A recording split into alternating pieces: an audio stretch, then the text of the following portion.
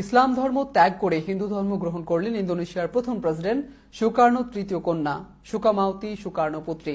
CNN ইন্দোনেশিয়ার প্রতিবেদন অনুযায়ী মঙ্গলবার বালিতে একটি সুধী বাদনী অনুষ্ঠানের মাধ্যমে সনাতনী হন সুকমাবতী। হিন্দু ধর্মে তার আগ্রহের পেছনে রয়েছেন দাদি ইদায়ু নিয়মন রায় সিম্বেন।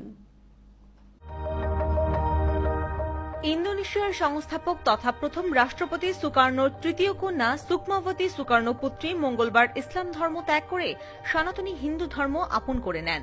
এরপরই ইন্দোনেশিয়ার 500 বছরের পুরনো ভবিষ্যৎবাণীর কথা স্মরণ করছে সবাই, যেখানে বলা হয়েছিল, আমি আসব, হিন্দু ধর্ম আবার ফিরবে।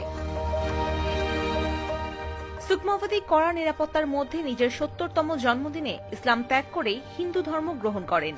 করোনা মহামারীর কারণে ওনার ঘর ওয়াপসির এই অনুষ্ঠানে মাত্র 50 জনই উপস্থিত থাকতে পেরেছিলেন, যার মধ্যে পরিবারের মানুষের সংখ্যাই বেশি।